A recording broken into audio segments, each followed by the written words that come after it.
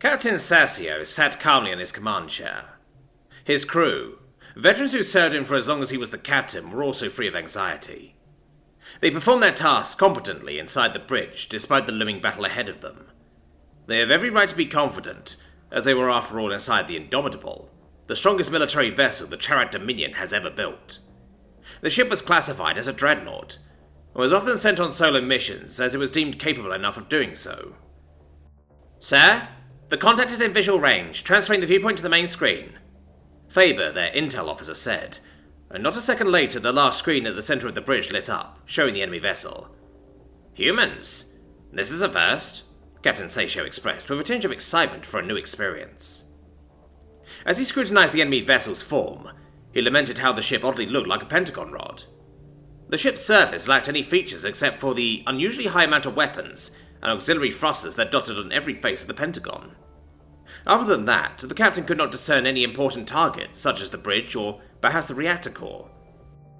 The captain wondered why the ship had so many thrusters facing in every direction. Perhaps the humans were too scared of asteroids and thus made sure that the ship could evade them. "Maintain bearing and power up the weapon systems," Captain Seisho continued to direct his crew, as he compared the humans' weapons to the Indomitable. He was again dumbfounded, as the humans did not have any large weapon battery on their ship. The Indomitable had 2 large railguns on the top side, and a slightly smaller one on its belly. The human ship looked to have small to medium railguns on every face of the Pentagon. He once again wondered if the humans had any purpose for this. Perhaps they were scared of being surrounded, and thus wanted no blind spot in a battle. Maybe this ship was intended to be a dedicated point defense ship, but then why make such a large one? Point defense should be the job of destroyers or corvettes, not battleships. "Enemy vessel approaching our weapons range. Preparing targeting systems to lock on target," Faber said, as professional as ever. "Fire as soon as they enter.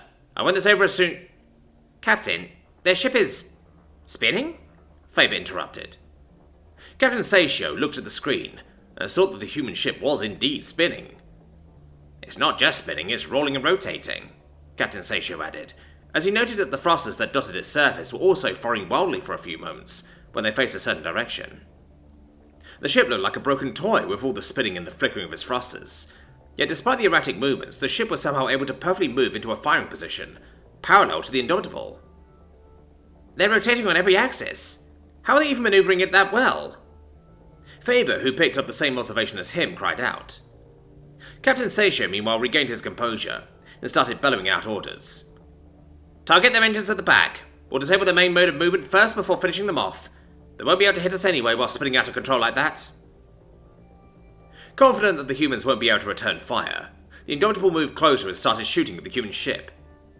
But the erratic movement of the vessel made their targeting systems miss, and thus the ship was unharmed, much to the captain's annoyance. The crew of the Indomitable were once again stunned as the human vessel started returning fire, accurately. Despite the inconsistent rotations of their ship, the targeting system seemed to be working just fine, as if it didn't know that their ship was even rotating. Every time a weapon battery had a brief line of sight of the Indomitable, it fired. Despite the chaos, there was some semblance of order, the blasts of their weapon systems now adding to the erratic flickers of their thrusters, lighting up the human ship even further. "Fuck! How are they even aiming those things?" Captain Seisho, now as panicked as his crew, cursed at the humans' weird battle tactic, but he wasn't so easily defeated. "Move away from them and start targeting the center of the ship instead. No matter how they rotate their ship, the center roll should remain in the same position." As if reading the captain's thoughts, the human ship started moving in a new, almost impossible way. The ship's center of rotation shifted towards the end of its rod-like structure. It now looked like a slinky toy falling down a flight of stairs, comically tumbling down the vacuum of space. The auxiliary thrusters now worked in sync with the ship's new trajectory, further increasing the speed in which the ship tumbled. This caused all of the Indomitable's projectiles to once again miss. "What the fuck? How many gyroscopes does that thing have? Target the new center of its rotation now." Captain Seisho tried his best to maintain his composure, but every time they picked a part of the human ship as a target, it shifted its center of rotation, and thus causing the Indomitable to miss.